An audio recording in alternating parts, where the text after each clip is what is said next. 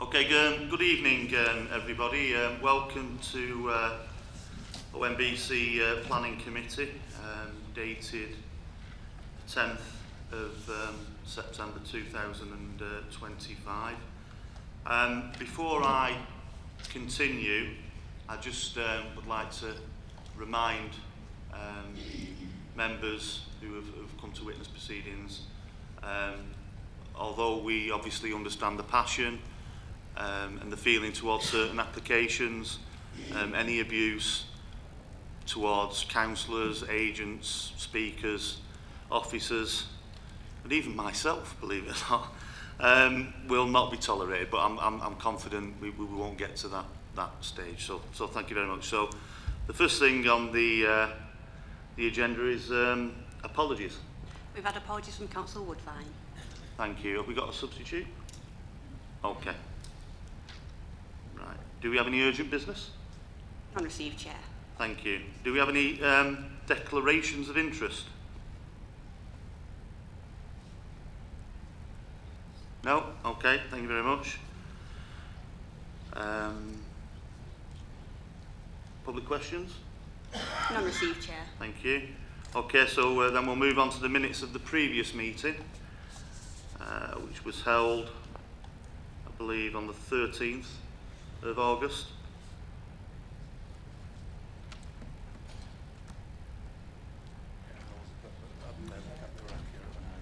Yeah, are we all happy with that? Okay, move to propose. Thank you very much. Okay, so we move on to the first item on the agenda, and that is the former Crompton Health Centre High Street shop. If I can hand over to the officer who's going to explain the application in detail. Thank you. Thank you, Chair. Good evening, members. Firstly, I would like to draw members' attention to the late list, which you should all have a copy of now. This includes an amended plan showing the sizes of the communal kitchen and toilet facilities within Unit 19, which have been missed by mistake. There is information on existing levels of HMO provision in Shaw, a summary of additional representations received since the publication of the committee report, a proposed amendment to the wording of the soundproofing condition, and a correction to a minor error in the committee report itself. This application relates to the former Crompton Health Centre on High Street, Shaw.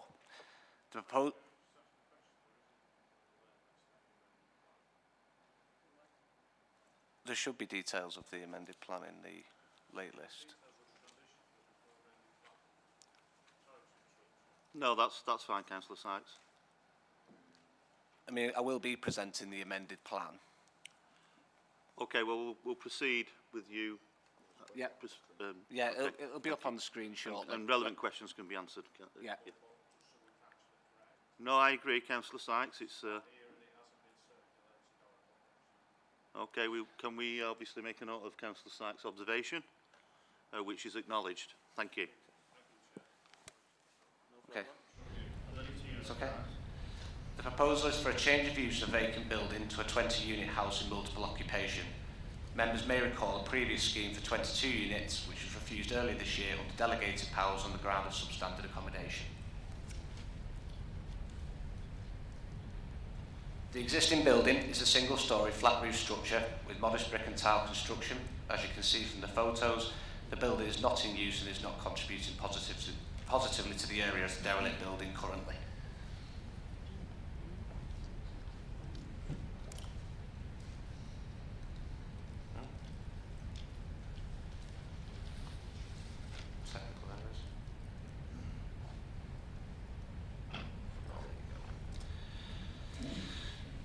So in terms of the proposed elevations, no extensions or changes to the overall scale or massing are proposed. External alterations are limited to fenestration changes, including new windows, privacy treatment and some blocked openings with cladding to match existing materials. These are modest in scope and would not harm the character or appearance of the area as it stands today.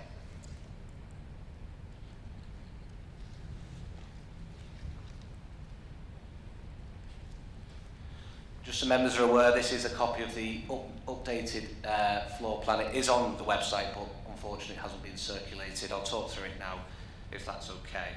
So the layout includes 2 shared kitchen areas and the communal living space in addition to individual rooms. Environmental health officers have reviewed the scheme and confirmed that the accommodation complies with the Council's HMO standards, with all rooms benefiting from natural light and adequate living space. Conditions are recommended to secure soundproofing between units and to ensure provision for secure cycle storage and bin storage prior to first occupation.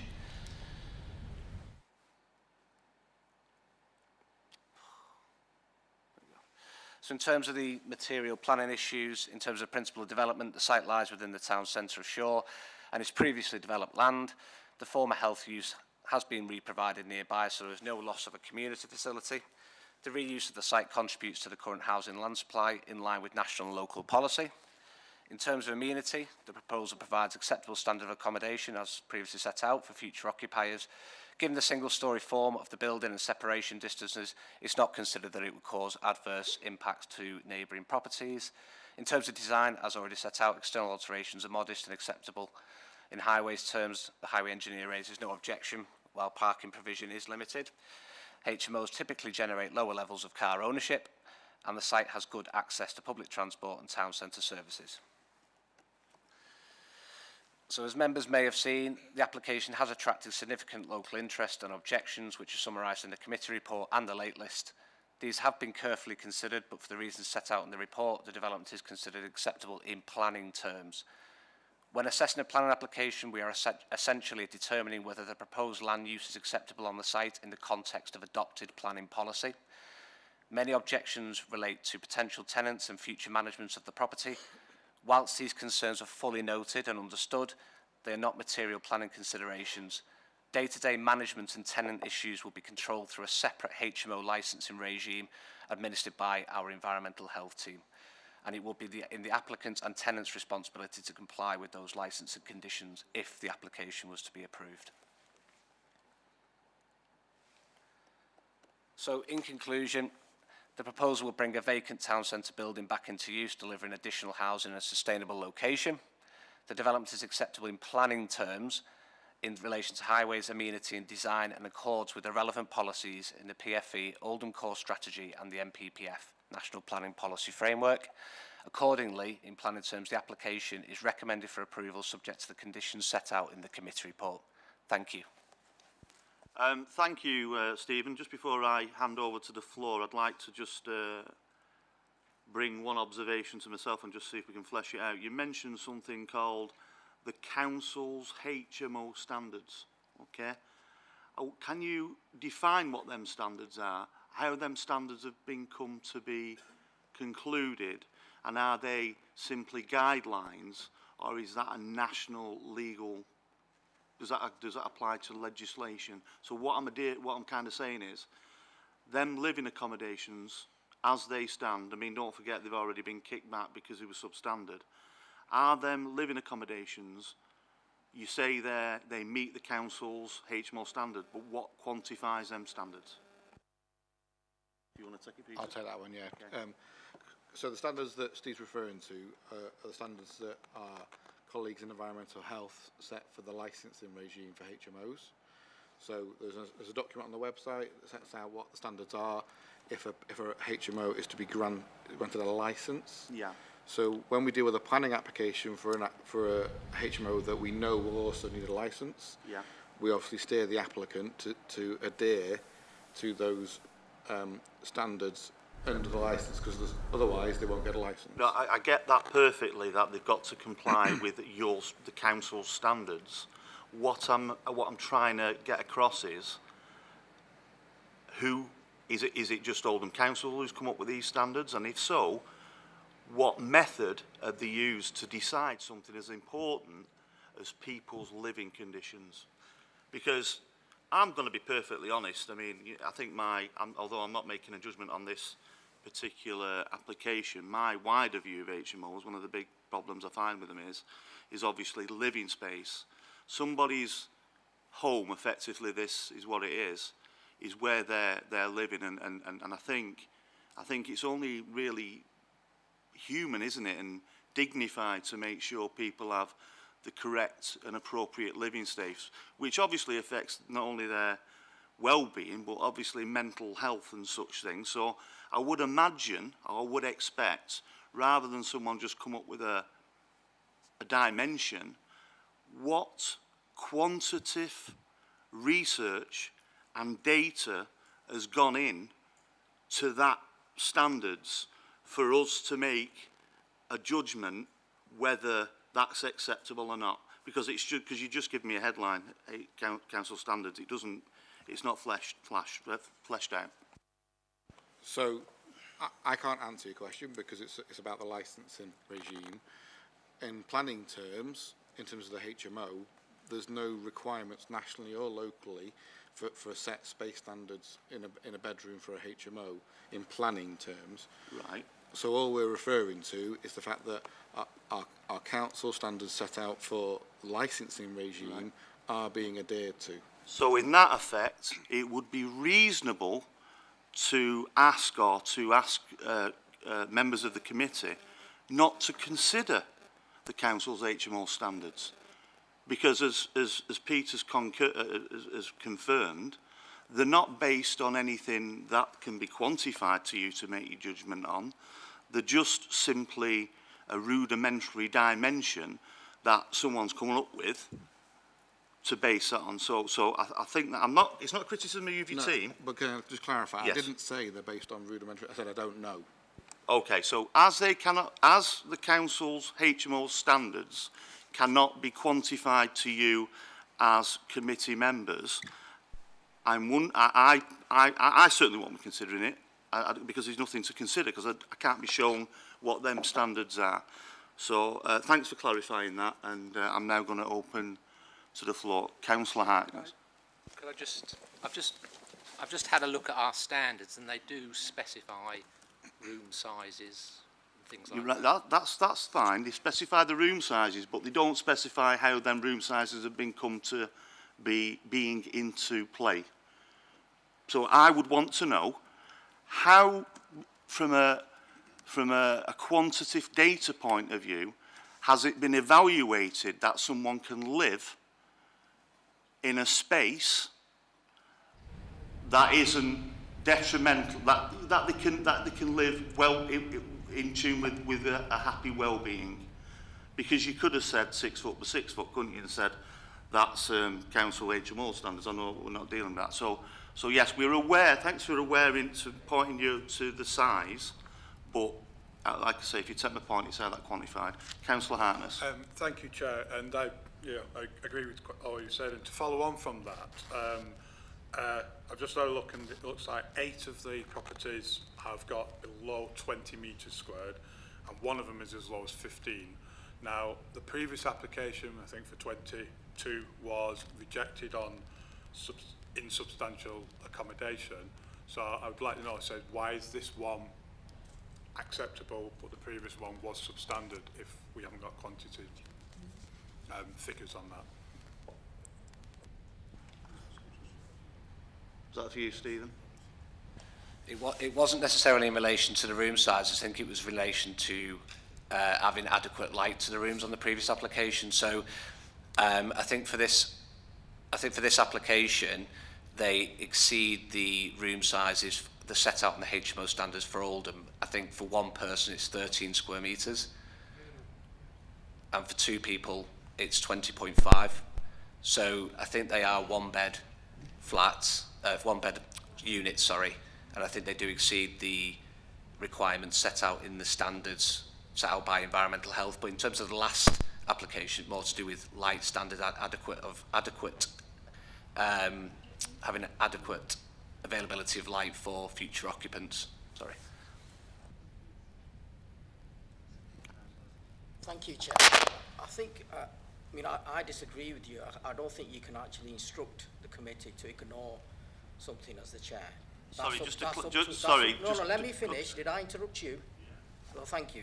So, as the Chair, I don't think you can instruct us to ignore something. We've basically considered the same rules and regulations in previous HMO applications, and let's play the game fair and stick to what we've done in the past and what we're going to do in the future, and not bend the rules for certain applications from certain wards. And in terms of meeting the minimum standards, do the units meet the national minimum standards and our minimum standards or not? Sorry, I just want to clarify. I take on board what you're saying. I don't consider it a game. Far from it. I didn't ask you to ignore. I asked you to consider. Over to you, Stephen, if you... So they don't need to meet national described spacing standards because that's different. That's a different test altogether. They need to meet the standards set out by environmental health, which is set out in the HMO regulation document, which is on the website. So in terms of how they have come to a view as to what's reasonable for a room size, I don't know the answer to that question. But in terms of getting to that point where something is licensable, that is linked to the Housing Act 2004. So that's where you need to, that governs the need to get a license from environmental health. In terms of the standards themselves that are set out in the HML document, I don't know where they've come from, and I cannot say that they've come from a national document somewhere. It looks to me, although I cannot confirm, that they are standards set out by our environmental health team. Thank you. Councillor. Thank you, Chair. I mean, I totally agree with my colleague on this side here. The standards, we keep saying that, where did these standards come from? Some research must have been done to bring these standards up to us for us to have guidelines. I mean, how long has this property been empty for?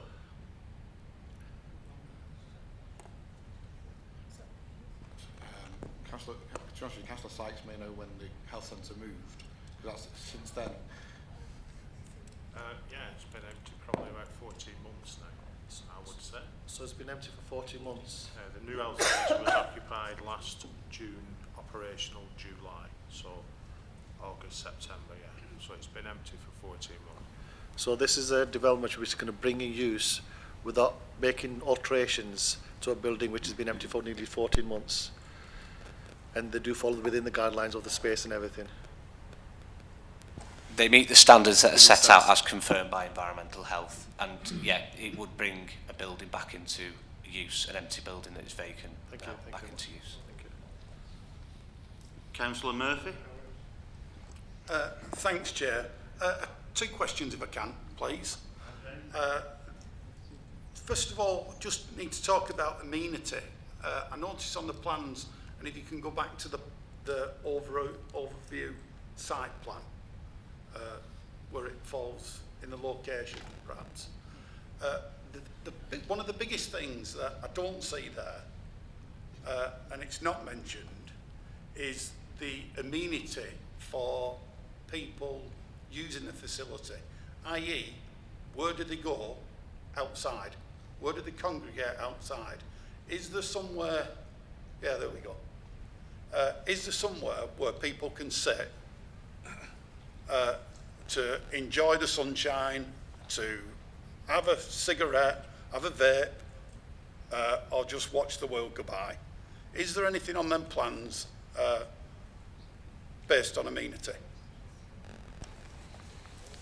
No, is the answer to that question. However, in planning terms, it sits in a sustainable location, so residents would have adequate access to public transport links, adequate road links, walking links to places of amenity in the area. So in terms of on-site open space provision or on-site amenity space, no, there is not, if I'm honest, but it does sit in a sustainable location, and residents would have access through public transport links, car links, walking links to wider amenity space. I think just to add to what Steve has said, in terms of a HMO, there's no specific requirement to provide that as part of a HMO. Obviously, it's converting an existing building. Across the road, there is a public park. That's exactly the answer I was looking for, thank you. So part two of the question. There seems to be some confusion over the amount of signatures on petitions. I think 100 is somewhere that I saw in a pack, where I understand the actual real figure is 750. Is that part of the mistake that you mentioned earlier, or is it an oversight? Because I've got it on very good authority that it's actually 750 signatures in the petition. And I'm not sure whether that is just something that needs adding in. And I know the way it works with petitions. It could be 1, it could be 1,000. It makes no odds. But I think it's important that we get it right and show the depth of feeling. Thank you. So, yeah, the error that Steve referred to earlier that's listed in the late information corrects the figure from 100 to over 200. That's the information that we have available to us. As you say, though, from a planning point of view, in terms of weighing up the decision, it doesn't matter how many signatories there are, it's the content of the planning matters. Councillor Dean. Sorry, Councillor Davies. Thanks, Chair. 2 questions. I was going to ask 3, but someone's already asked one, so I'll ask them both together. The first question is, and I think you kind of answered it with what you said before, but I'll just confirm it. So these rooms are going to only be big enough for 1 person, so there'd be a maximum of 20 people in there, I'm presuming. And you correct me if I'm wrong. The other question is, this premises, as Councillor Sykes said, has been empty for 14 months.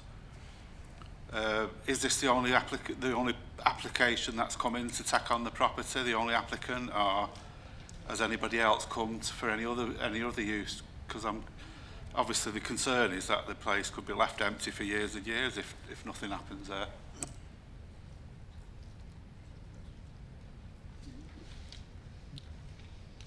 Yeah, in terms of the amount of occupants that will be able to occupy the property, it would be a maximum of 20, no more than that. And before I answer the second question, just to add to that, in terms of this HMO would require a licence, and the licence would also limit the number of occupants. In terms of the previous, should I phrase it as interesting, because obviously there has been a previous application for a HMO by the same applicant that, as you know, has refused. But in terms of interest in the property, I'm not fully aware of those details because it is not and has never been council property. So it was obviously it's owned by the NHS. They disposed of it and went through an exercise to dispose of it. I don't know the details of that particularly. Obviously the current applicant is the one that purchased it off them. Thank you. Do we have any more? Sorry. The smallest unit is 15 square metres and there is an ensuite bathroom. Is that ensuite bathroom within that 15 square metres? That would be my understanding. So that actually reduces the living area? Yeah, potentially. I'll just double check that in the report. I'll come back to you on that point. Okay, thanks. Again, just to clarify, yes, that may be the case and Steve will look at it, but bear in mind with a HMO, you're not just looking at the bedroom, they have shared communal facilities too. And that's just like in a house. You know, you can have a box room in a house that someone sleeps in, but they have access to other facilities in a house too, and a HMO is no different in that regard. Councillor Hurley. Thank you, Chair. I think it's just a general observation, really. You did say before that the building as it stands now, empty, and it has been for, as Councillor Sykes said, 14 months. You said it wasn't contributing positively to the area in Shaw. I think my question is, so how is this HMO going to contribute positively?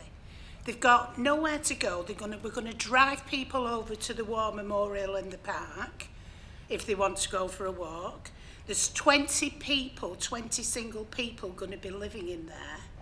So they're going to have to go outside, sat on our War Memorial, sat in the park across the way near the library. I just don't understand how this could contribute positively to this town. And I just wondered if you had any thoughts on how you thought that was. Because it was said as it's not positive having this empty building. So how is a HMO with 20 single people living in there going to contribute positively? Okay, so 20 single people living in an area isn't necessarily a negative thing. Doesn't matter who they are. They can be contributing to that community, they can be employed, perfectly reasonable people. I'm not quite sure why, because it might be 20 people living there, that is a negative impact. So I think ultimately the positive thing about bringing this building back into use, that at the moment it's sitting there doing nothing and having a negative impact by being vacant on the street scene and what have you, is you bring it into active use and you house 20 people that otherwise wouldn't have a home.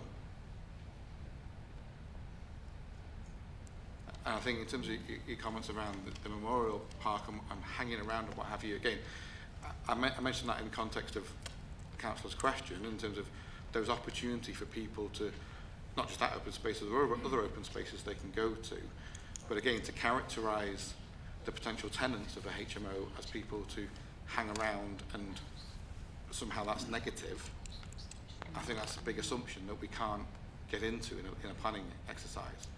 It's not right to assume that the occupants of any development will be, if I can phrase it this way, bad people.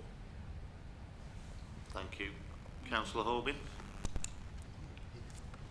Thanks, Chair. I'm going to follow everybody else and get 2 questions out of this one, I think.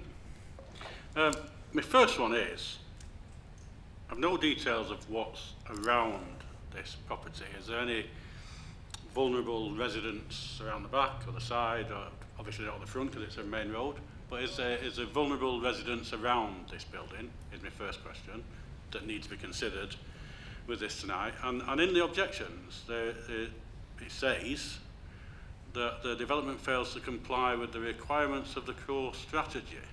Paragraphs, and it says development would reduce residents' quality of life, likely to increase anxiety, intimidation and safeguarding, and increases rather than reduces risk of fear of crime. So that to me looks like there is some vulnerable people in the area that are a bit scared of this. And I know what you're saying, Peter, about we can't say everybody's going to be bad in places like this, but taking into account residents that may be in close proximity to this, is it failing the requirements of that core strategy? And do we need to consider what is around the other side of this property? So, in terms of what's surrounding the property, the majority of properties are other residential properties. There is a care centre to the south west, slight gap between the 2 properties. Obviously, in terms of the distance between this property and all the surrounding properties, it meets our standards in that regard, in terms of not overlooking or visibility between windows and that kind of thing. So, in that sense, it's no different to any other development in terms of you have a mix of residential uses, some needing care, like the care centre nearby, some in private ownership, like the homes, some can be things like this HMO potentially. You have a mix in any given area. So I think in terms of the comments that we've shared that have been submitted this week, from our point of view, it does meet the core strategy because it's providing a type of accommodation that is needed in the borough, and it's not impinging upon others in any particularly negative way from a planning point of view. Just a slight point of clarification from myself, Peter. You use the word our standards. Can you just substantiate our standards? Is that what is that the council's standards? Is that in terms of the distances between properties? No, you specifically use the term our standards in terms of I think I used it in terms of the distance between the properties. Right, okay. So I'll let Steve answer that because he would know better where they come from than me. We don't actually have any adopted separation standards in terms of like house to house. Commonly, right across the board, usually habitable room to habitable room is usually 21 metres. Habitable room to a gable or a blank gable will be no less than 12.5 metres. So when we apply those standards to assess amenity, those standards are met in this particular instance. Sorry, I'm even more confused. You said we don't have any standards, and then you said they comply to our standards. Which is it? So when we're looking at separation standards, we don't actually have anything in the adopted core strategy in terms of separation. So standards. we don't have any standards. For separation standards, Right. no. So we can't be. They can't meet a standard that we don't have. Is that? Would you agree? So just to clarify what we're saying, we don't have council standards set out in our policies, Right. but the distances that Steve is referring to are commonly used across the country Yes. as standards in planning about what are the appropriate separation distances. Thank you. Councillor Holby? Yeah, can I just follow on from that? Can you just, you said a care facility. What kind of care facility? I know it involves elderly people, but I don't know the precise nature of the care, unless you do, Steve. I think the councillor... Yeah. I think Councillor...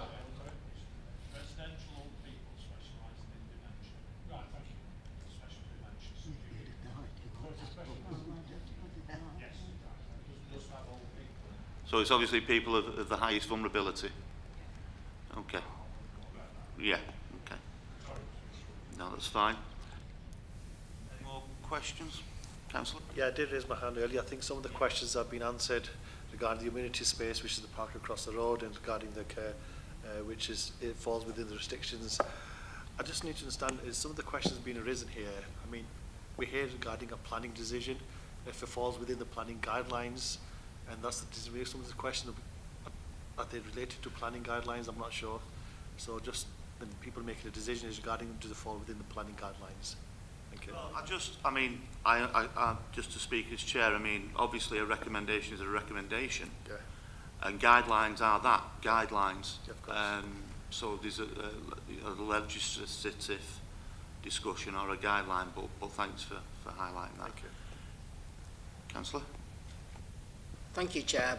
Similar to the white councillor sat in front of me, I've got a name as well, and mine is Councillor Akhtar. Every white councillor that you've called today, you've called them by their name, and I find your... Sorry, that is absolutely... Well, it's recorded. No. It's recorded, so I'm not making it up. No. I think that is absolutely unnecessary, and I think you need to apologise. I'm not going to apologise. I think because you're making you've a racial statement. You've called that councillor over there by councillor. I called me Councillor twice by Saeed councillor, and that by councillor by twice as a councillor, and my respective councillors sat in front of me. Every single one that's been called, you've called them by their name. So I'm just letting you know that we've got a name as well.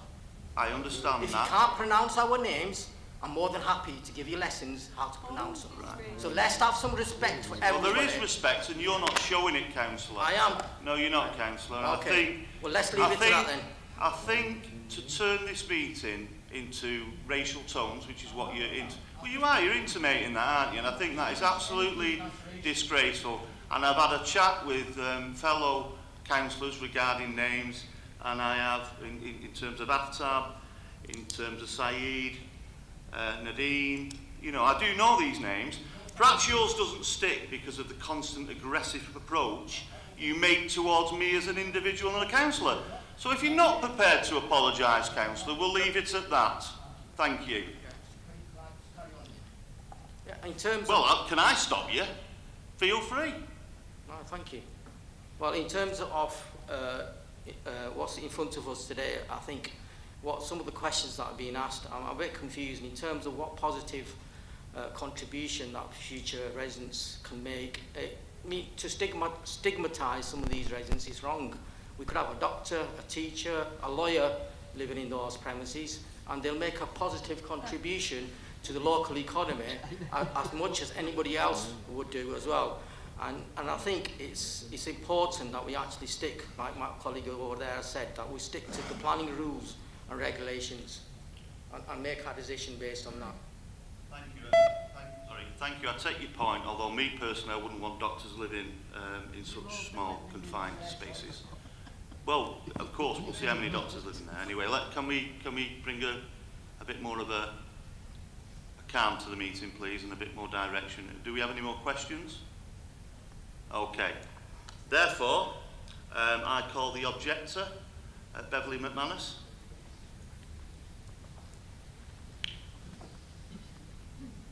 Beverly, would you like to come down to the front, please? Come. Can we give Beverly some assistance, please?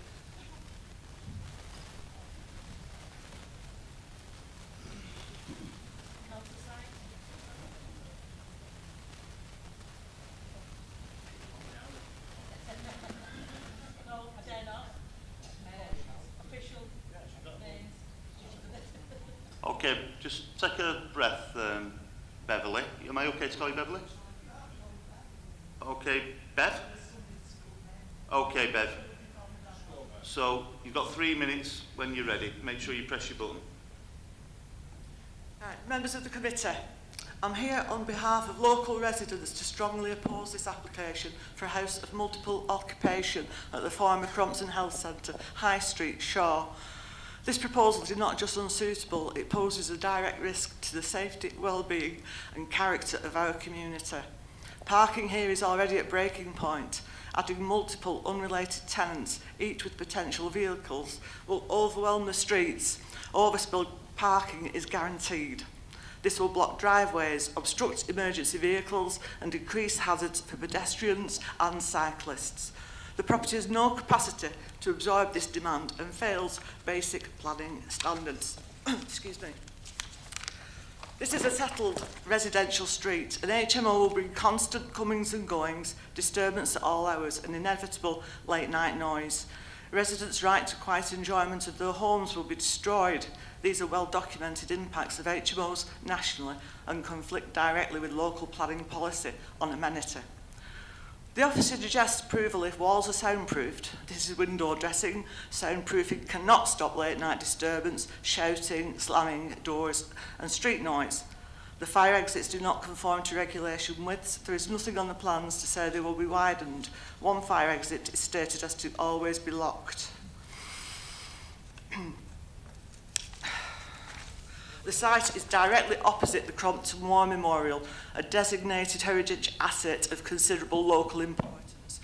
This memorial is a focal point for remembrance events and community gatherings, and its setting requires careful protection under NPPF Section 16 and Oldham Core Strategy Policy 24, Historic Environment.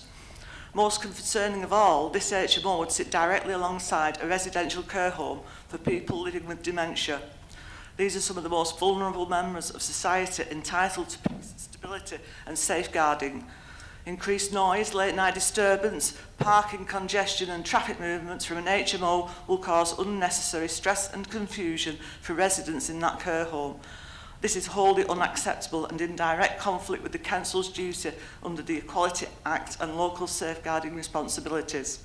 The application is fundamentally flawed and these questions demand clear answers before any decision is made. Anything less would be a failure of due process and a disregard for the residents of Shaw.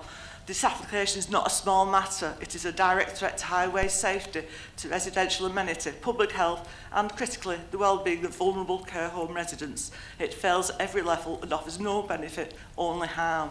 Most importantly, it contradicts Oldham Council's own core strategy policies 6.10, 6.11 and 6.12. I urge the committee in the strongest possible terms to refuse this application outright. And as I understand it, the councillor said we could have doctors and lawyers, but my understanding is it's for people with abuse issues, solvents, drug dependency, and that type of person would be living here, not a doctor or a lawyer. Thank you, committee, for listening to me. Thank you, Bev.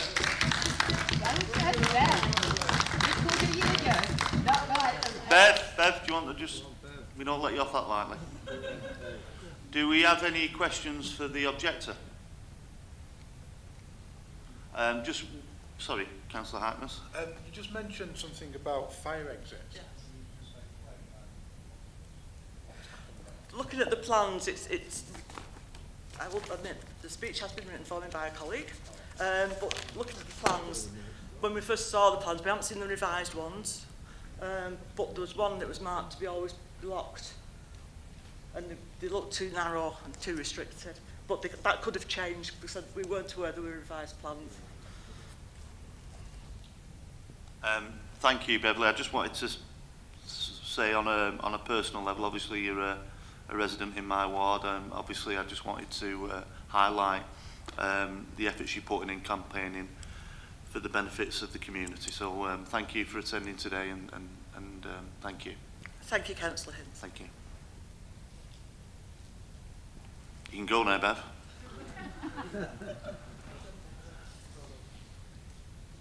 And a man who needs no introduction, I'd like to call the ward councillor, Councillor Howard Sykes. Thank you, Chair. Can I just add one thing before you put the clock running? The bit that Councillor Holbin asked, besides the old people's home, there's 6 bungalows with some incredibly disabled and old people that are 2 car lengths away from the edge of this building, in terms of where it sits, just if you're trying to get its geography. So I'll take a different tack with this, Chair. This is all about policy. A resident has spoke about other things, so we'll just go through and have a bit of a canter through of policy issues members might want to consider. And this is using the recently adopted, as in March 24, Places for Everyone. Not my favourite document, as some will know.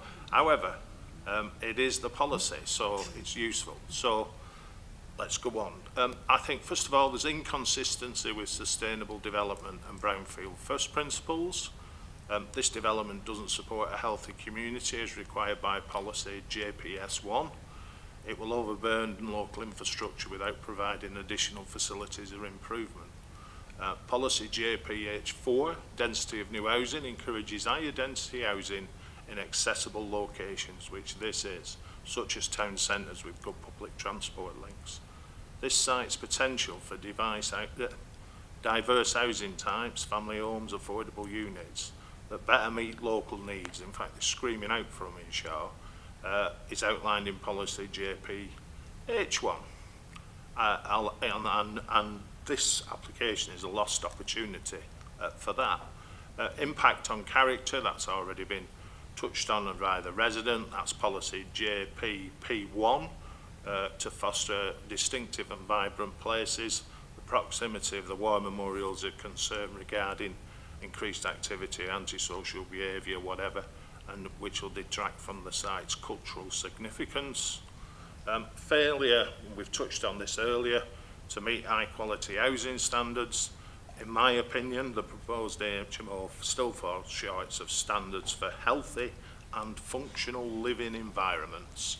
That's what policy JPP7 requires developments to promote healthy through high quality design, including adequate space, light and access to amenities.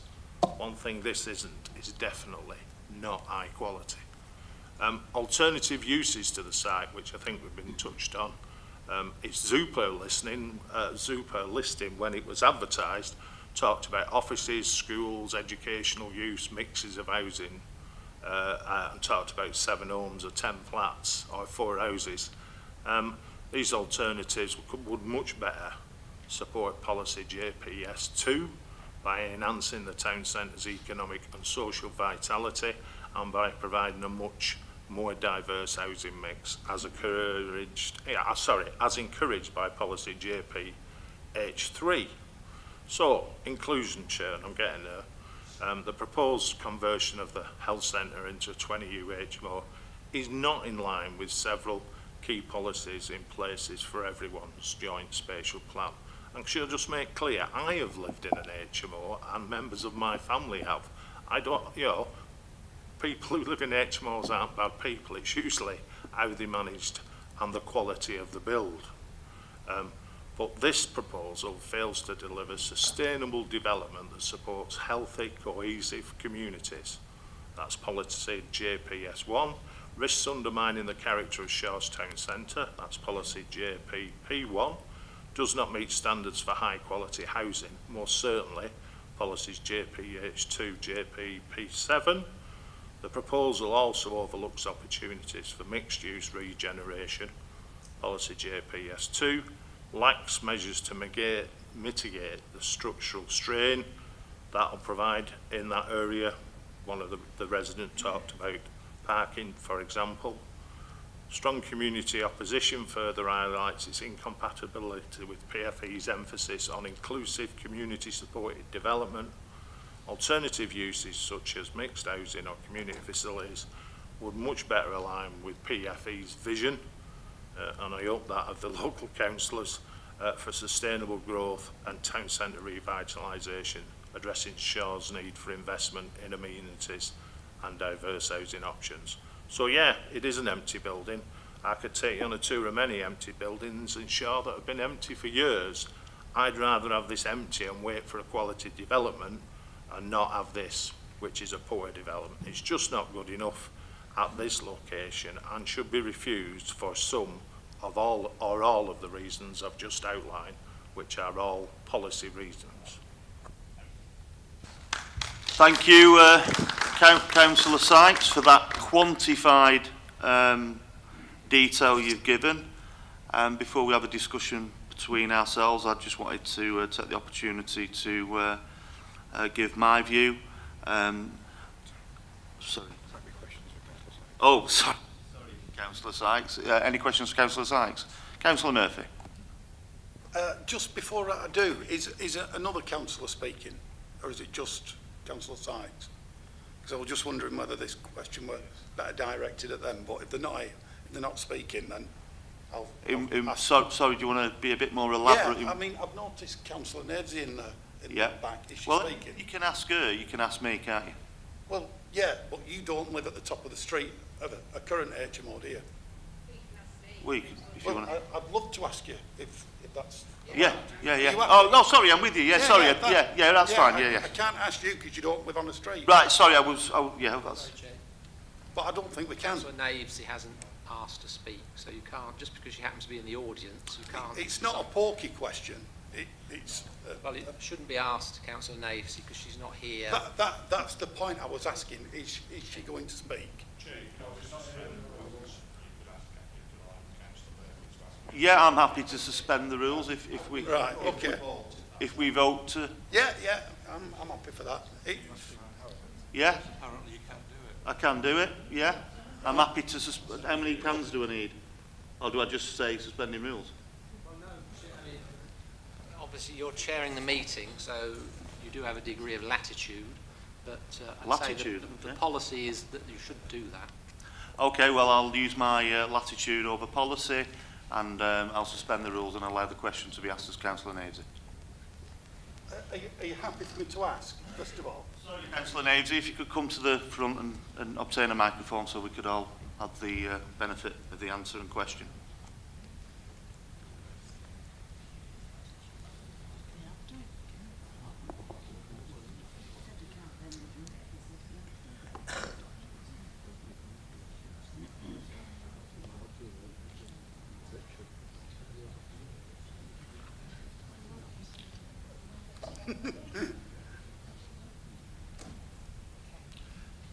Yeah.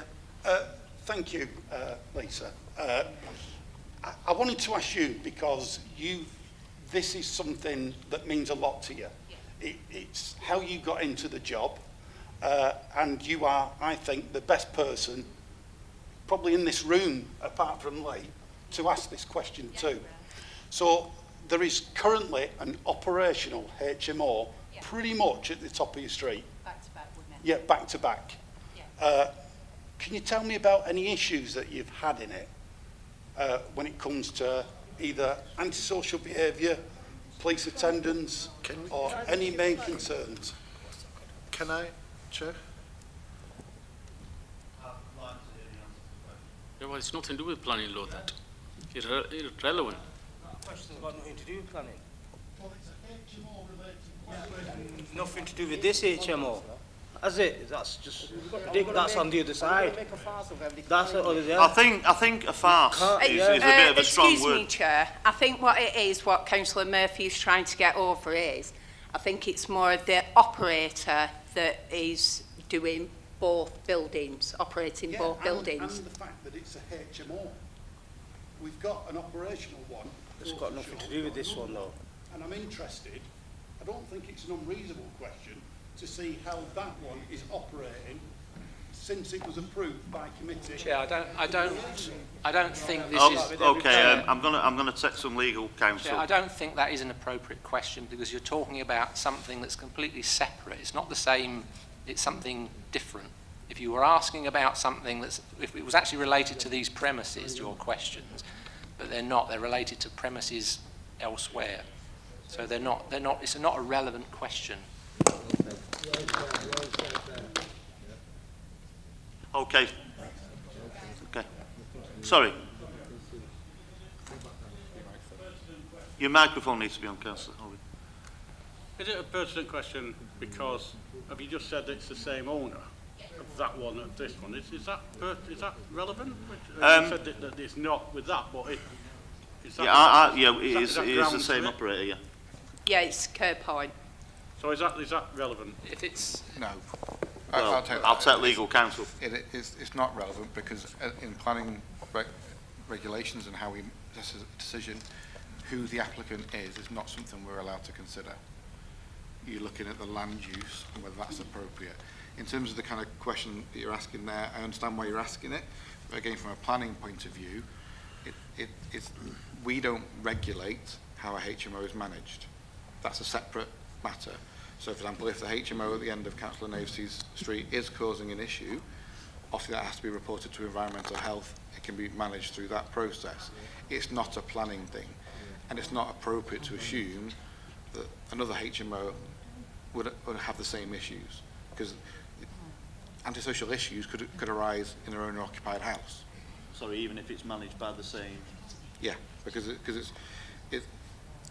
where there's antisocial behaviour, ultimately, it is about an individual's choice to behave a certain way, isn't it? And that can be someone who owns their own house. It can be someone living in a £1 million house. It doesn't matter.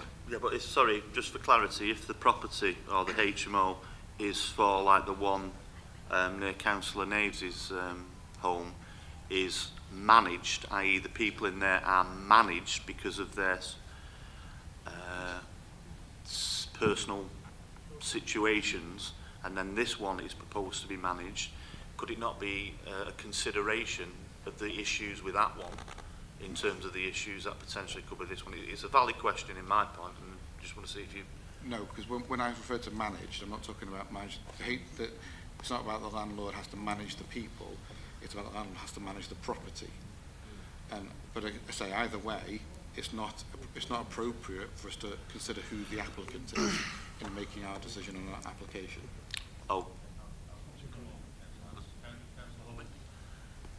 So, thanks for all the clarity, Peter. It is a bit of a, as we know with HMOs, it is a bit of a messy thing, isn't it? But I'm presuming then that if Councillor Navesy has issues with the HMO that's owned by this proprietor,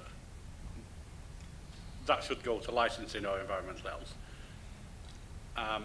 And if this was to be passed as an HMO and the same problems would occur, that's nothing that could come back here. That's something else for licensing. And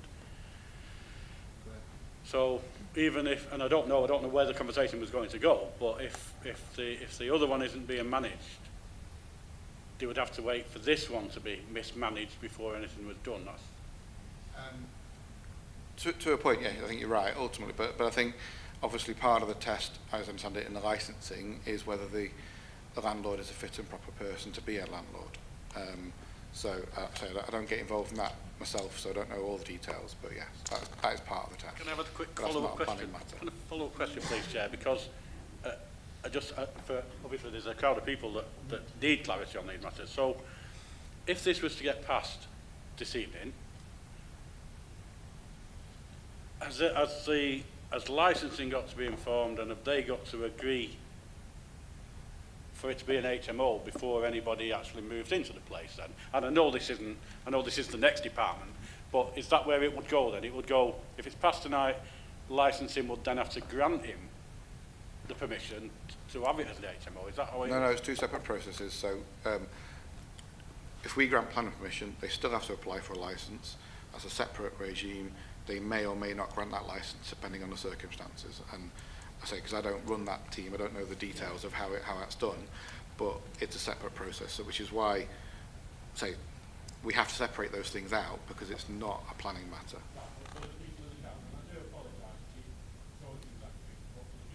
So if it gets passed tonight, would the residents and the councillors have the opportunity, you may not know, but I'm just throwing it out there, somebody else might know, would there be the opportunity for an objection to the licence of an HMO being granted? I think I can answer that one, Chair. Yes, yes. We'll hand that to legal. Unfortunately not.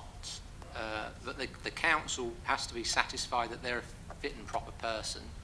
And one of the things that we can take account of is if they are already operating premises, how they are operating those premises. So if there are issues with this particular company at other premises in Oldham, that would be something that would be taken into account when the council decides whether to grant a licence. But there's no right for the public or councillors to make representations when we receive these applications.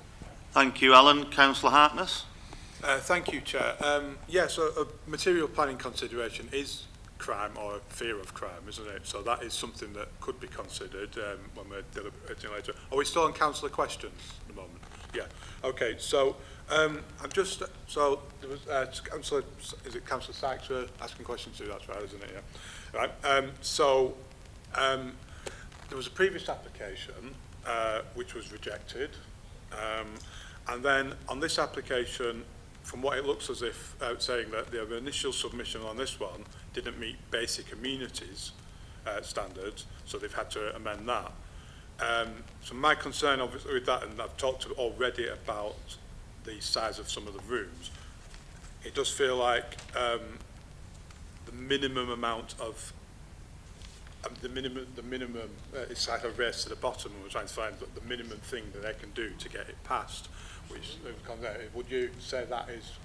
That's why. Sorry, through you, Chair. Simple answer.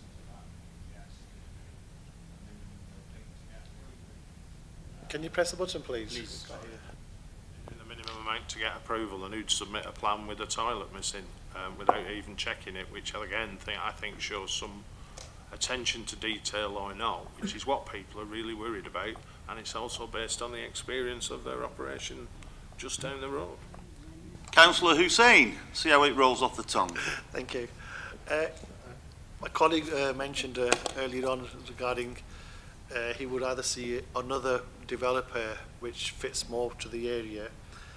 We understand it's been empty for 14 months already, and my colleague also mentioned that there's many properties which have been empty for such a long time. You would prefer it to remain empty. Empty properties cause antisocial behaviour as issues of their own. So how long would you prefer to leave it empty before another developer which suits your needs to come across?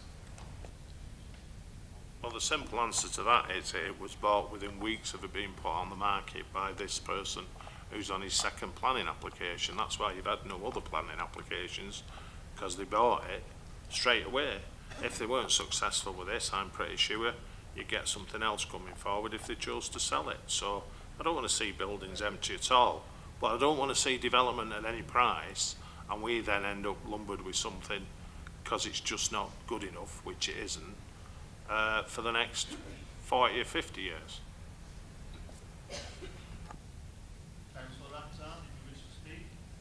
Chair.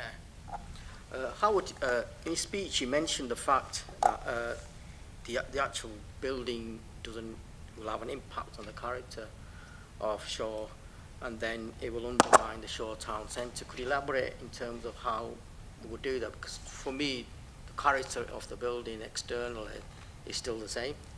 So how it's going to have a negative impact, I'm not so sure.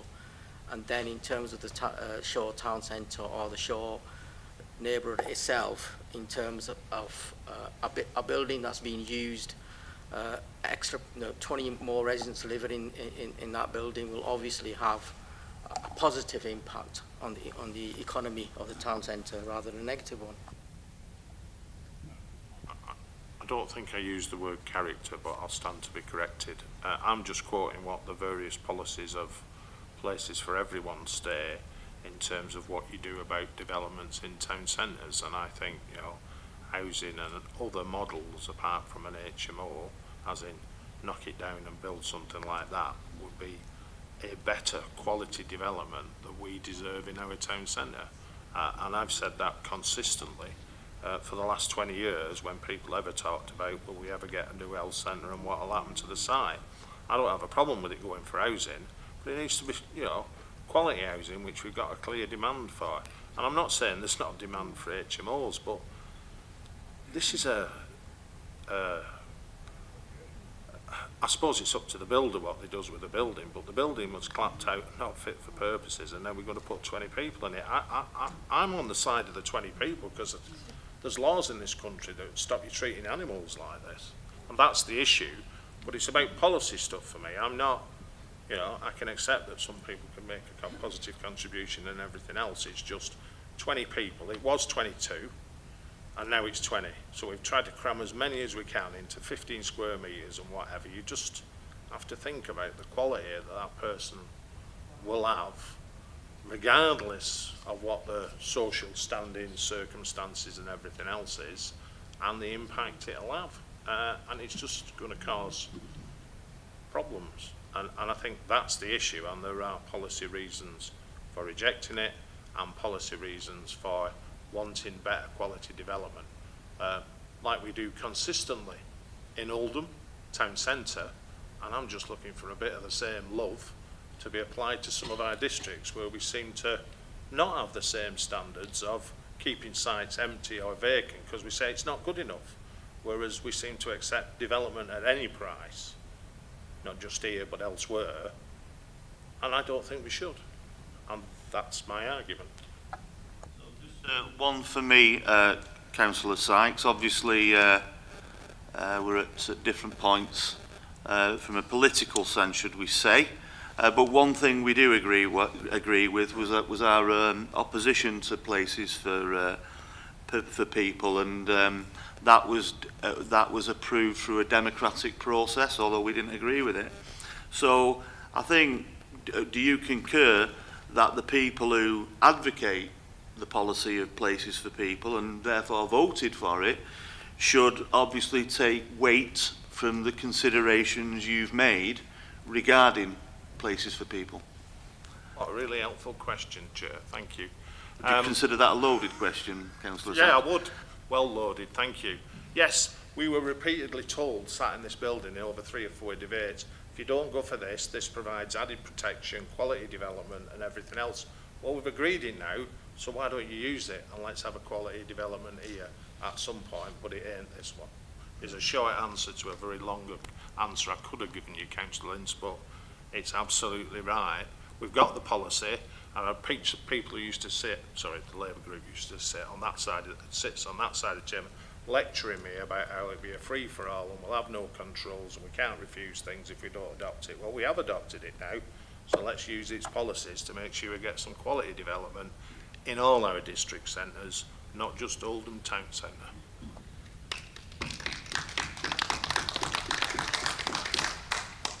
Councillor Davis. Yeah, thanks, Chair. That's great timing, that. Okay, so the way it works with HMOs generally is if they meet the standards, whether you agree with them or not, it's got to be ultimately approved. If it meets the standards, it's got to be approved. Otherwise, the council then could have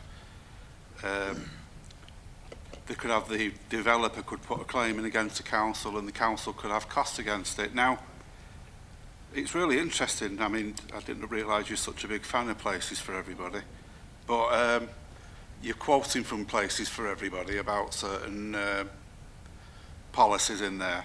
Now, I don't know, how do those policies work with the fact that if somebody meets the regulations for an HMO, it's approved, and how does it work with, maybe it's a question for the planning officers, how does that match up to the fact that if an HMO meets the standards, then it's got to be basically approved, otherwise the council could have a claim against them and an appeal and lose it and have costs. So how do those two things work out? Yeah, okay. Well, the point is you've now got policies. I have read the plan. I'd urge everybody to. It's a lovely read.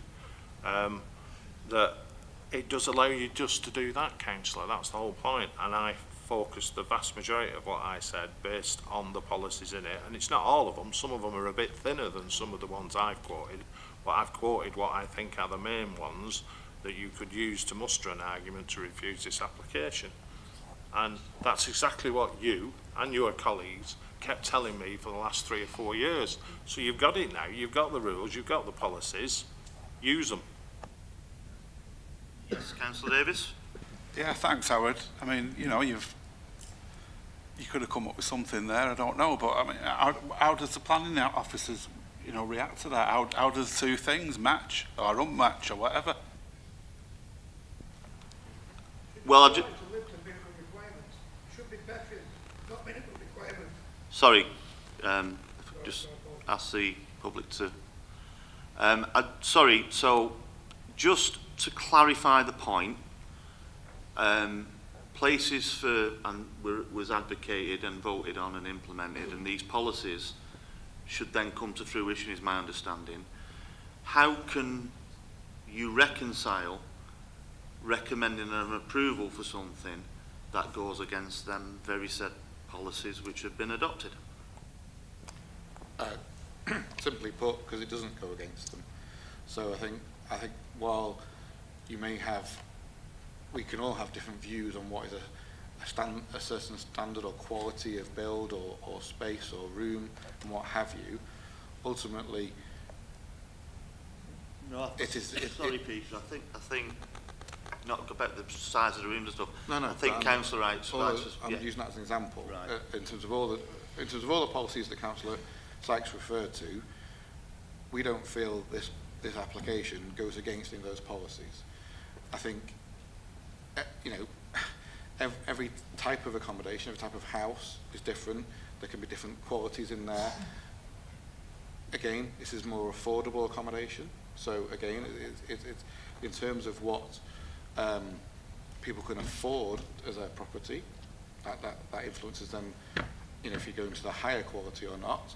But ultimately, it meets the standards, as we've talked about, in terms of what is required of a HMO under the licensing regulations. Right, okay. I use room size as an example because people have been using that quite a bit tonight in terms of the size of the room. Again, just to put it in context, the people that live in this HMO will not spend all of their time in the HMO in their room. There are shared facilities too, and this is no different from a house. And in fact, the room sizes are bigger than a typical bedroom in a typical house. So, you know, when you factor that in and you have shared lounges as well, you have shared kitchens, I'm struggling to see why there's a feeling that this type of development, this type of HMO or any type of HMO is somehow worse in quality than other housing. I think there's a leap being taken here that isn't justified or evidenced. Thanks, Peter. But just to pull you back on something, you did say when we referenced the detail of the policies, which Councillor Sykes says that this doesn't comply to, you said, we don't think. Is that a subjective we don't think, or does it or doesn't it? I've sat here many times and said planning is a subjective thing.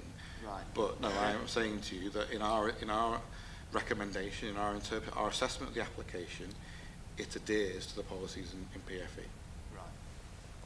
Well, again, that's up to opinion. Some people.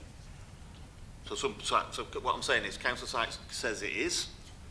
You're saying in your opinion, in the officer's opinion, it isn't. How can we actually get the definitive answer? Well, that's the challenge with planning, isn't it? We can all hold different views, right, and I'm obviously fully supportive of that. Obviously, if as a committee you're minded to refuse the application tonight on the basis of, for example, what Councillor Sykes has said, you have to be clear and comfortable that there is the evidence to back that up, because the committee will have to nominate one of their members to defend this appeal, given it will be against officer recommendation.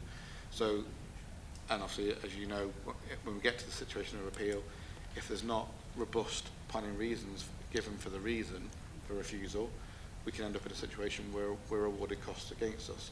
So obviously we're not going to get into that just yet, because there's not even been a motion put forward for refusal yet.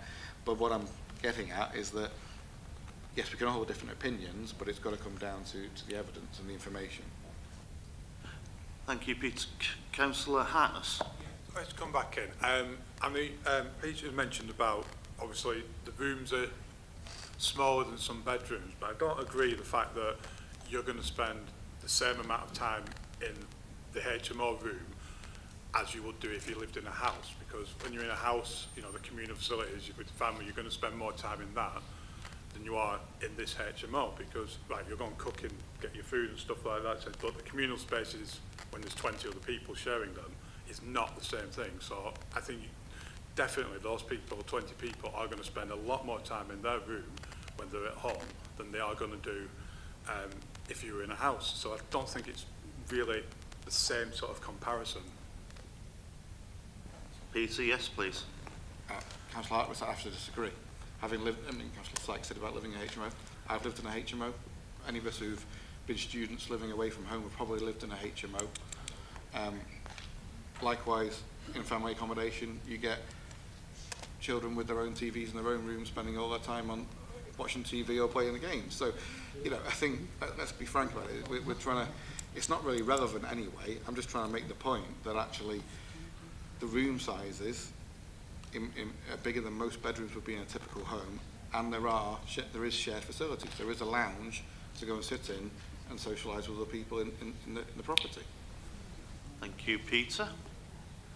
No more questions for... Sorry, you're in my peripheral view. Yes, Councillor Davis. Yeah, thanks, Chair. So, listen, I think we've been here a long time doing this. You're talking about it. We're trying to do a proper job here, and it'll take a bit more time. So, obviously, as Peter said, we need to come up with the reasons why we're refusing this, and then it needs to go to if it goes to an appeal, then they can defend it. So the question I'd say to you, Howard, now, I think you come up with 6 or 7 items there, didn't you, of reasons why it should be refused, which were different regulations. So 4.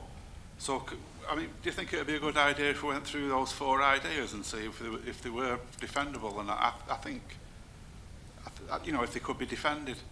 No. Well, we can't get him back in once he's gone.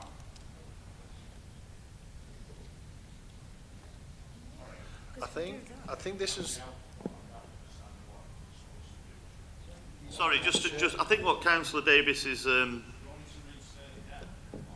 could you, just for clarity purposes, the 4 points that you consider, Councillor Sykes, as grounds for rejection?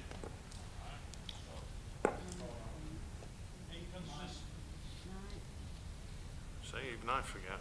Inconsistency with sustainable development and brownfield first principles, that's JPSS1, JPH4. And sites potential for diverse housing, that's also JPH1. Impact on local character and community cohesion, that's policy JPP1.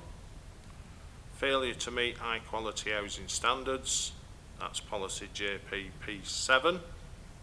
And alternative use of the site is policy JPS2 and policy JPH3. Does that help? Is that what we're looking for, Councillor Davis?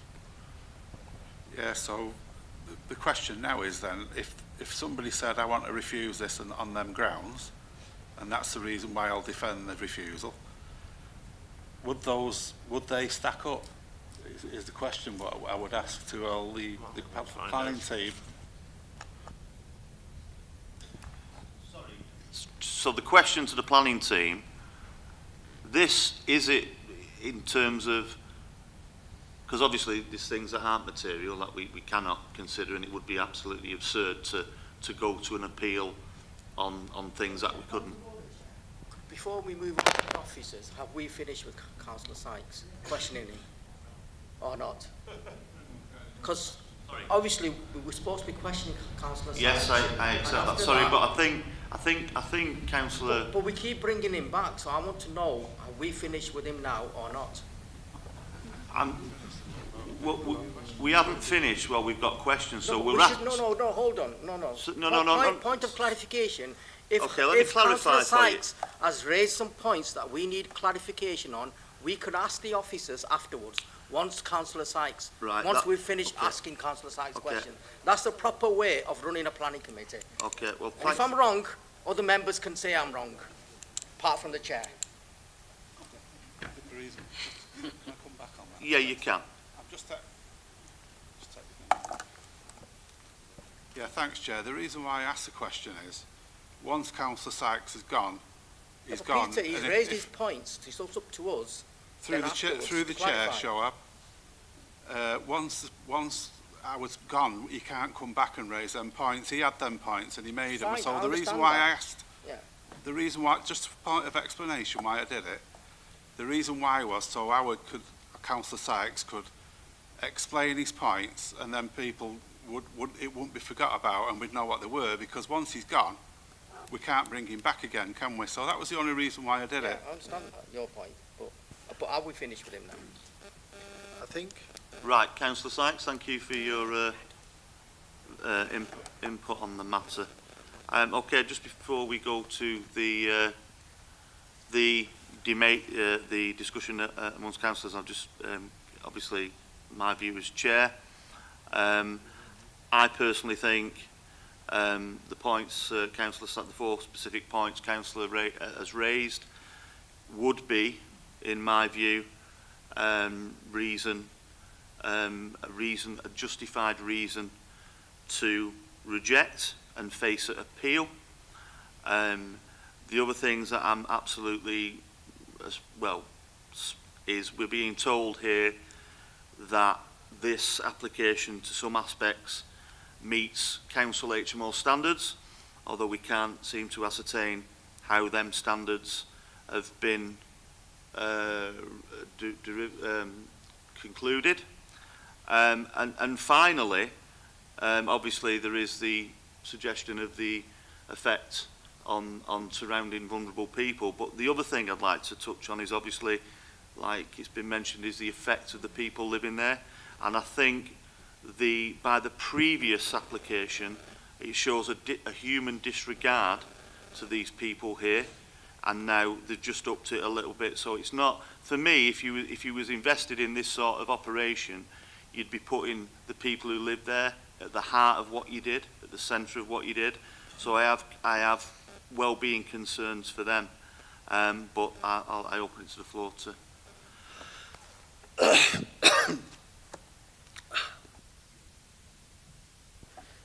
Thank you, Chair. So, question for you, Peter.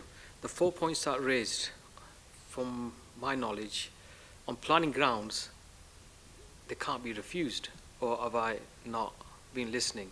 Can you clarify that for us, please? So just to clarify, you're talking about the 4 points that Councillor Sykes raised, yeah? Okay. So, I made a note of them as Councillor Sykes read them out. In terms of inconsistency with sustainable development and brownfield principles, I would say that I would disagree with Councillor Sykes' assessment, and I wouldn't say I wouldn't recommend it as a basis for a reason for refusal. Ultimately, this is a brownfield site in a sustainable location that is being brought back into use for residential purposes. So that's exactly what that policy tries to do. So I have to disagree with Councillor Sykes on that one. In terms of the impact on the local character and the community impact is what I took down. So I think it was mentioned earlier, there's different ways of looking at character. Obviously, from a planning point of view, we're focused principally on the physical character. So there's no physical change to the building externally taking place as part of this proposal. So I don't think it could be said there's an impact on the physical character from the development. In terms of the, should we say, the, for want of a better word, the social character, if you like, which then links into that community impact point, which is the second part of that point. I think the issue with that one is it's making an assumption that the people that will live in the HMO will bring the character down, so to speak, will have that community impact. The fact that people will be living there does not have that community impact or change the character. There's already residential properties all around it. So it's making an assumption about who's living there, and that's not appropriate in planning terms.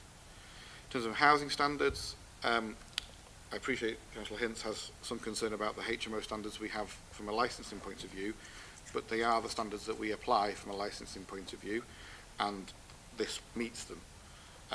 Likewise, as I've pointed out in terms of the things like the room sizes, there is more space in the individual rooms of these of this HMO than there would be in most bedrooms in most houses. But obviously, I say this is my recommendation, my view. The committee may take a different view. In terms of alternative use of the sites, that's a tricky one, and I understand why Councillor Sykes has raised it. I think the problem we have with that is that, in principle, a residential type development in this location is acceptable. And it's not for us to, we can't say to an applicant, go away and bring a different proposal. We have to assess what's in front of us. So the question is this proposal suitable in this location? We may well prefer alternative uses, but that's not something that we can control or require of an applicant unless, obviously, the use proposed is having a significant impact in planning terms, a negative impact in planning terms. Does that answer your question, Councillor Bell? Yeah. Sorry, Councillor Akhtar. Thank you, Chair. I think we've had a very lengthy debate on this application, and I personally understand the local residents' fears and in terms of what could happen there, or what type of residents they might end up with. But purely based on planning rules and regulations, I would like to sort of move the officer's recommendation for approval. I'll second that. Okay. So all those in... Sorry. There was actually, before we move to that, Councillor Nasheed, you did have a... All I was going to say was, there any more speakers on this case? If there isn't, we'd like to... Go to the vote, please. Do we have any more people who'd like to speak regarding Councillor Murphy? We would, thank you. So I just need to get some clarity, if I can, from the planning officer, because I've tried to get some clarity from the council officer. Sorry, from one of the councillors, and it's been refused. So I'm none the wiser. And I can't ignore the fact that the company that will be running it specialises in drug and substance abuse, supporting people. And I can't ignore the fact that they bought this building. And I can't ignore the fact that that is, for me, a consideration. Because as a material consideration, the fear of crime is one of them considerations. I can't ignore that. So to get some clarity, and I have got a second question, if I can, are you telling me that I've got to ignore all that, even though I know that's right, but I've got to ignore it because I'm just meant to be voting for a HMO, don't matter who's in it, could be whoever, I'm voting for that. And are you telling me, I just need some clarity, that I've got to ignore that the person who's bought the building and the use for it is that other one that we've got in short? Is that what you're saying? Peter? Just before I answer it, can I just ask my colleague a question?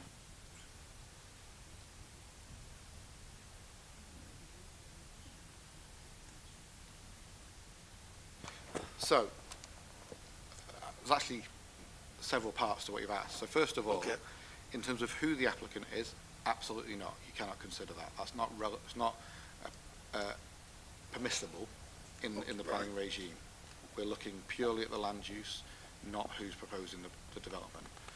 In terms of the fact that that company elsewhere has done a different HMO that may have involved people from that background, as you say,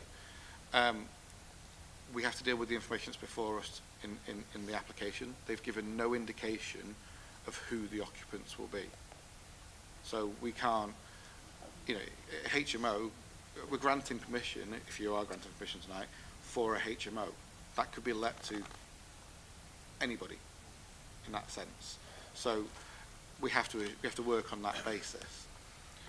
Thirdly, I think as well, even if we could take account of that and what was, who has occupied other HMOs by this company, again, we have to be very careful not to presume that people from a certain background or situation are going to be a cause of antisocial behaviour or crime. That's very dangerous territory for us to get into, and certainly not a planning matter. Thank you. Okay, part two of the question. Yes, Councillor Murphy. So, one of the things I've heard a couple of times tonight is about costs. You know, if we get it wrong, costs will be awarded to the council. Well, at the last meeting, a successful appeal on behalf of the applicant said that as long as we came out with planning reasons and we didn't just refuse it because we didn't like the look of it, then costs may not necessarily be awarded. So we need to now get out of that. So sorry, part C of question 1, if I can come back very quickly. So again, just for clarity, because I've got to be able to, you know, I live in Shaw, you know, people know that. This application is in Shaw. I've got to walk down the street, and if I'm asked, I need to be able to tell people the answers to these questions, which I hope that I'm asking on their behalf. So are you telling me, just again for 100% clarity, that I cannot base my decision on what that building is being used for? Is that pretty much? So if we know that it's the applicant, we don't have to mention the names or whatever, although it's already been done. I'm not allowed to use that as a consideration because we know it's drug and substance abuse. I'm not even allowed to So at the consider moment, all that you're suggesting about how the property will be used, simply because of who the applicant is supposition. The information before us doesn't say it will be used for people suffering from drug and substance abuse. It could be anybody, you know, any walk of life. And that's the point. What you're looking at is assessing, is it appropriate for this property to be converted to a HMO in general? Right, in general. Not to a specific cohort of residents. So if we did know, for example, that it was, sorry Chair, if we did know it was drug, let's just pretend we did know 100% that that was going to be the usage. Even if we knew that, we couldn't bring this in.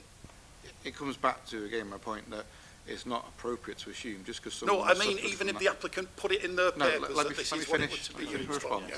It's not appropriate to assume that just because someone has suffered with substance abuse or what have you, that they will then go on to cause crime and antisocial behaviour. It's not appropriate for us to do that. But a material consideration is crime, fear of. Yes, but it has to be evidenced. Right, okay. Thank you. Sorry, just before we move on to a couple more questions, can I just have some clarification on a very, very valid point I thought Councillor Murphy raised? It cannot be assumed, can it not be assumed that just because it goes to appeal, we will incur costs? If we lose? Yeah, so any time that as a committee you ultimately make a recommendation, propose a motion to refuse against officer recommendation, we have to spell out the potential consequences. So we do always have to say there is a potential for costs. But no, not every appeal results in costs.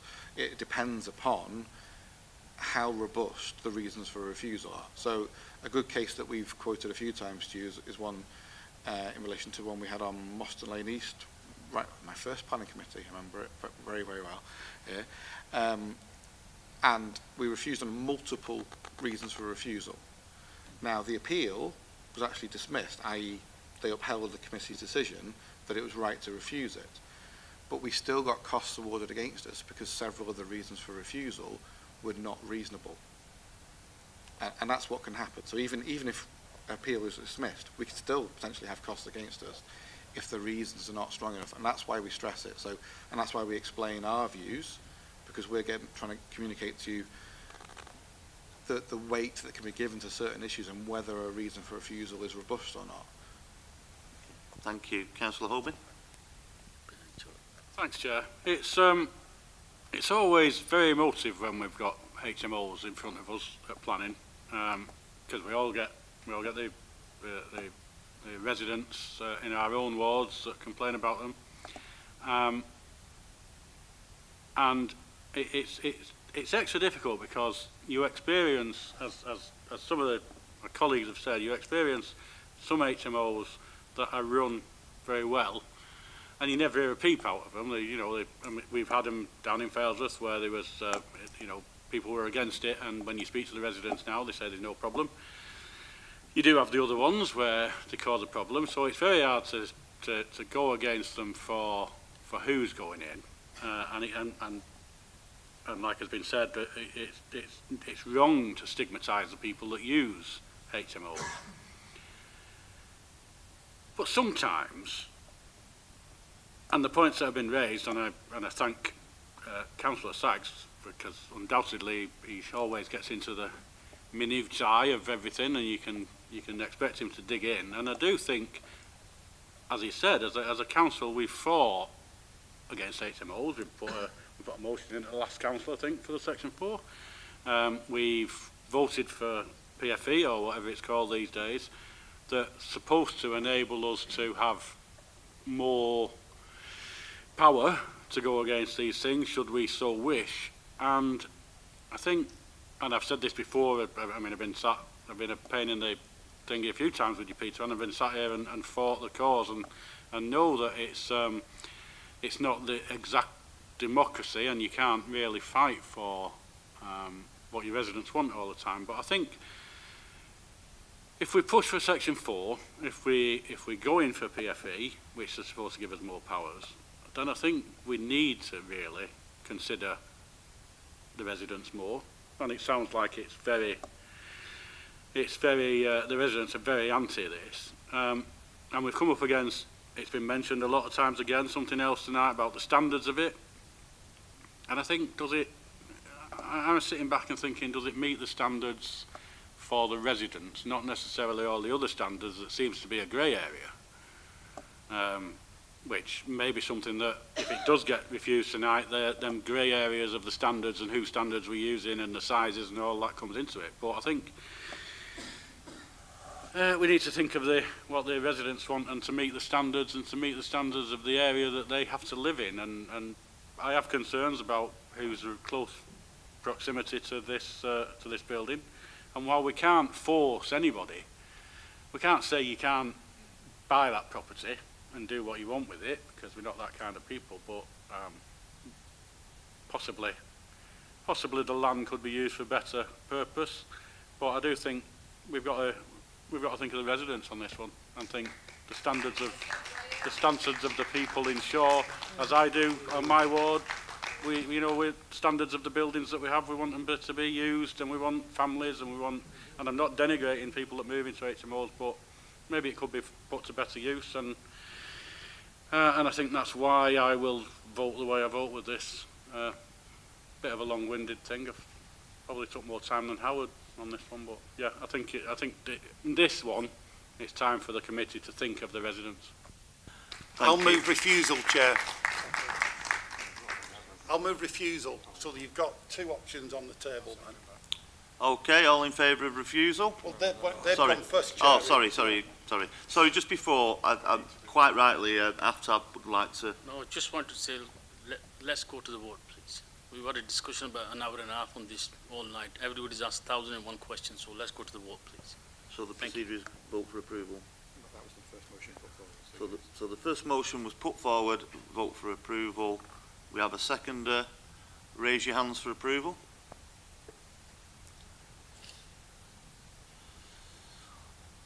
Against? The Any abstentions? The application is approved.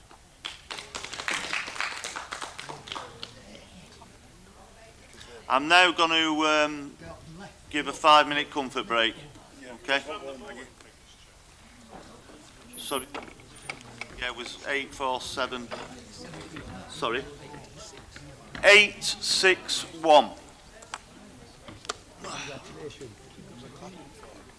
Because he's got it through. Oh, is that the applicant? Yeah. Why didn't you speak? Come on, speak.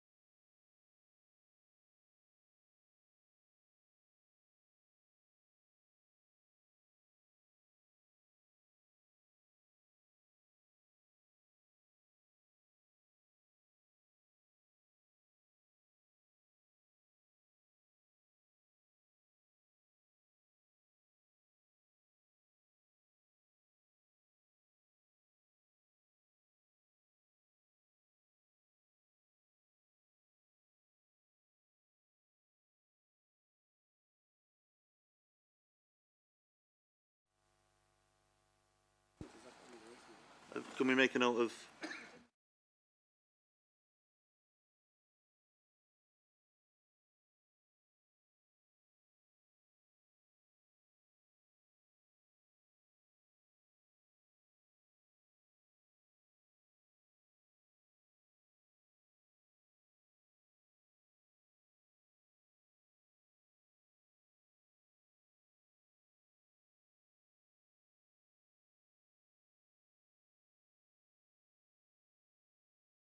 Which is Compass House, Neville Street, Oldham. Thank you very much, Chair. So, yes, as you said, item number 7 on the agenda tonight is Compass House, Neville Street in Oldham. This is a proposal for a 2-storey building. Ground floor and a community hall space at the first floor level. The application is brought to committee as a result of it being a major application with a floor space being proposed just over 1,100 square metres, and that's the trigger for it coming to you tonight for a decision. So the site itself, identified within the red line on the site location plan, you can see hopefully alongside me, and there is a snapshot there of an aerial view. There's actually another slide that shows that in a bit more detail to show the context, and that's this slide here to show the site, which is in the centre of that image, just to the south of the cash and carry building in the background. So the site, as you can see, is to the north of Compass House, on the west side of Neville Street. It's currently enclosed, as you see from the photos here, by fencing with a concrete slab and a steel structure in place on the site at the moment. The reason for that structure, that was partially complete development erected in pursuance of a previous planning permission granted in 2020, and that was for a single-storey prayer hall and community room. But it transpired that the pre-development conditions hadn't been satisfied, so as a result of that, the planning permission granted at that time essentially lapsed. So for the avoidance of any doubt, this is a development proposed on the same site and is to be considered as a new planning application for a 2-storey building. So the building itself has a rectangular footprint. It will be constructed with a flat roof, as you can see from the elevation images beside me. In terms of the consultees, highways, no objections, subject to a condition requiring cycle parking provision. Greater Manchester Records Unit, again, no objection, subject to the imposition of conditions. The same can be said for the coal mining, the Mining Remediation Authority, formerly known as the Coal Authority. No objection, subject to conditions. Environmental Health, raised no objections, subject to conditions that are set out in the report. Dealing with issues of contamination, landfill gas, noise and proposed hours of use. In terms of representations, we have had significant interest in the application, so the current figures I've got for you, 51 representations in support, but we also had 26 objections at the time of the publication of the report. And as you'll see from the late list, we've had 2 additional representations made that are covered in there in summary.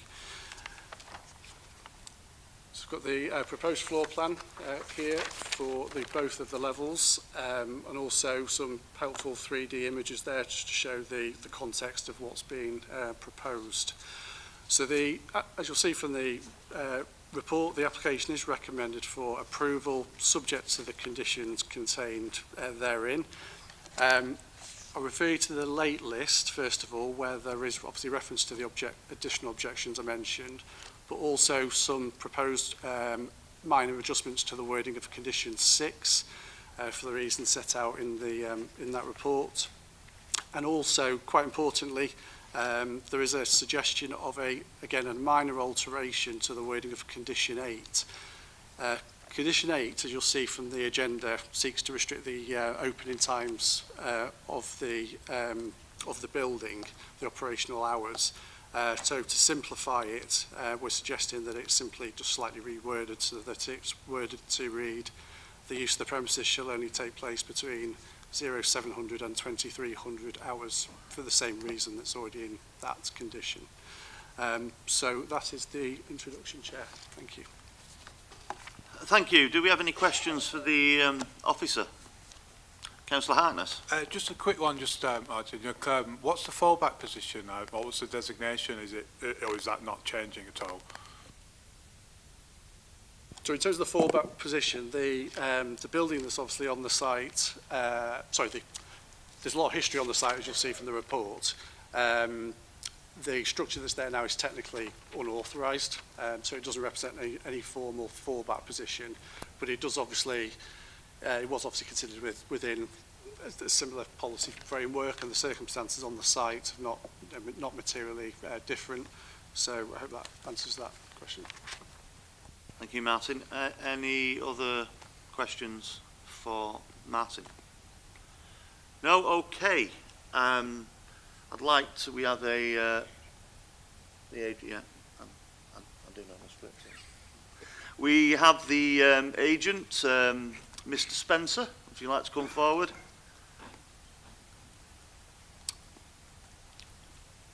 Am I okay to call you Martin? Martin? Okay, thank you. On the button, 3 minutes.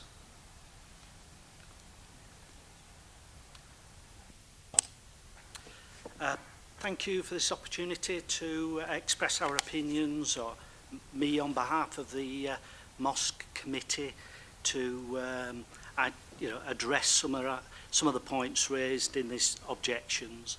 So I'll just go through in the same order as the objection list that's in your summary.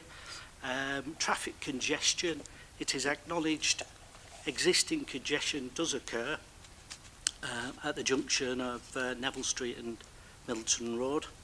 The one suggestion that we're coming up with is potentially that the council themselves could improve this junction with a keep clear box that may improve matters.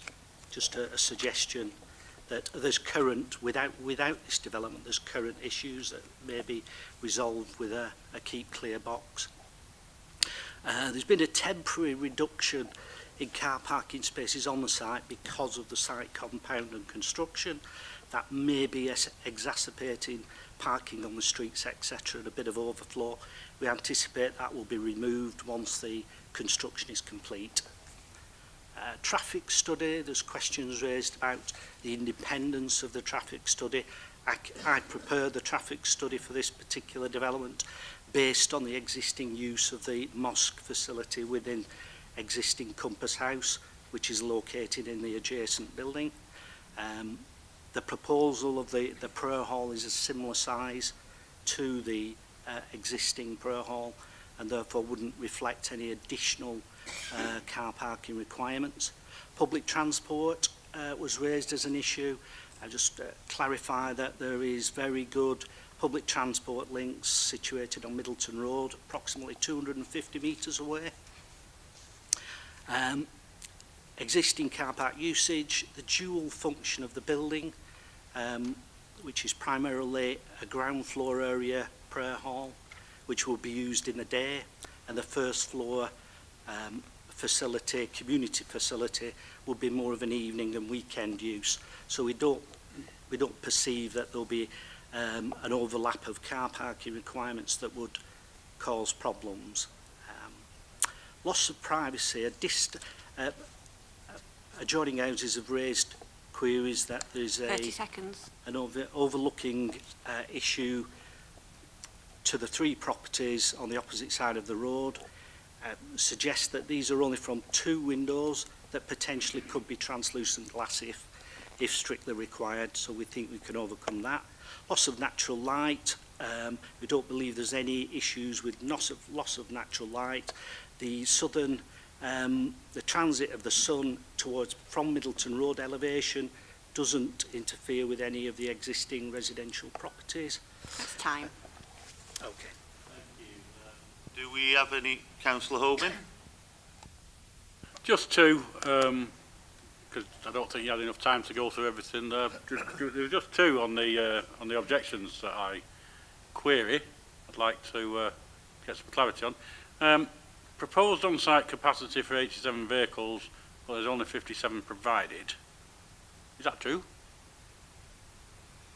Yes, correct. There are 57 car spaces available. But they're expected 87, so we've got to find parking for 30. Strange. And the other one is a bit further down. There's a residential home that needs 24 hours access for urgent medical personnel. Has that been taken into consideration with all the reports that have been done? Sorry, that's stumped me on that one. I'm not aware of when you say medical personnel. Just on the objections, it's there's a residential home on Neville Street that needs 24-hour access. Ah, right. On the opposite side of the road, there's a residential care home. Our facility doesn't interfere with access to that property. Okay. And the proximity of it. Any further questions? Thank you, Martin. Okay, would anybody like to make any comment or regarding this matter? No? Sorry. Move to vote, I think. You want to move to vote? Yeah. Second it. Okay. Move to vote to approve. Approve. Okay. All in favour of approval?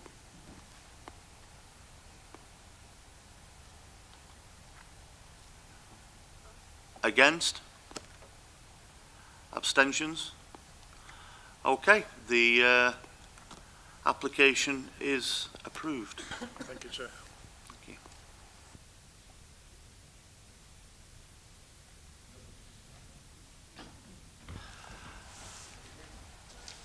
Oh, Graham, I was wondering where you were. I thought you were taking a back seat there. I thought you...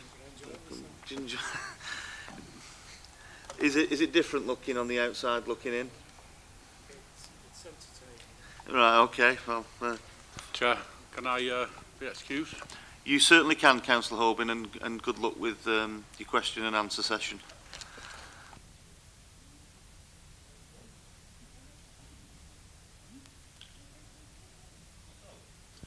We move on swiftly to item number 8, but item number 3 in reality is the Spindles Town Square Shopping Centre. Please, Graham, when you're ready. Yeah, thank you, Chair. I mean, obviously, no introduction needed for members to know where this is and what this is. Obviously, you're aware that major redevelopment of the site is taking place at the moment, and at the Parliament Street end is where the new market will be relocated, with the new proposal for the event space above that. And the proposed works are for an amendment to the original application, and because it's an amendment to the original application, all the original planning conditions and so on carry over, but many of those have been discharged, so we've had the details of those: ground conditions, drainage, energy scheme and so on. So the amended conditions in the report reflect those changes. So this is the area. Again, you'll all be familiar with it, and you'll all know that Parliament Street drops as you get from north to south across the site, and obviously that change in levels means that the entrance as originally proposed into the market area is up at the Yorkshire Street Marketplace end of the site, and as it drops away you had effectively, which is on the left hand side there, effectively not dead frontage, but obviously at ground level there's no visual interest there, and it also means that access to the event space, which is at that end of the building, would be the top end and then along a narrow balcony area. So this proposal is to amend that proposal to take the balcony further across and then to create some new stairways into the bottom end of the site. So it actually brings that ground level more attached to Parliament Square itself. So this is the frontage as it was approved. As you can see, effectively there, just the brickwork at the ground level, and that's just the picture taken of it coming to fruition. So again, you can see on the right hand side, that's the main entrance to the market hall, and this is the proposal. So it's difficult perhaps to see that on that detail, but as I say, effectively bringing the balcony further across, and then the steps that would come up as a feature themselves into the building. So it brings kind of more activity into that area of the site, improves the access to that area of the site, and effectively materials, they will reflect what's there on the building at the moment. So we've got the brickwork finishes that will reflect what's already on the site. So effectively, it's a proposal just to amend that frontage to the site, and one that will improve access to it as well at the same time. Recommended for approval subject to the conditions in the report. Thank you, Chair. Thank you. Any questions for Councillor Cosgrove? I'm just wondering where the disabled access is. Is it at the top? Fortunately, yes. I mean, effectively, it's the disabled person's access will come from the level access. So obviously you're at the level at the top.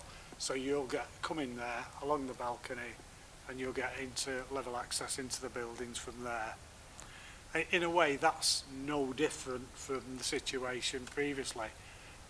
So it's more for ambulant people will have an additional access facility to it. Will there be vehicle access as well? Will there be vehicle access since there's a car there? There's a car on plan. The car's extra. Well, they have tried at least to match its colour with the building, so they've made an effort to camouflage it. Just to clarify, no, there will not normally be vehicular access, but obviously if there's a particular event that requires a vehicle to come to it, such as a wedding, then after that can be arranged by exception. Thank you. Can you move to vote if there's no more questions, please?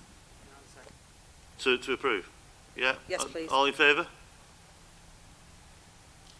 Unanimous. Thank you. Moving on to the appeals updates. Do we have any? It's just to note, so if there's any questions, obviously do contact myself or Martin, but just the usual information about appeals. Okay, then I'll bring this meeting to a close. Thank you for your participation.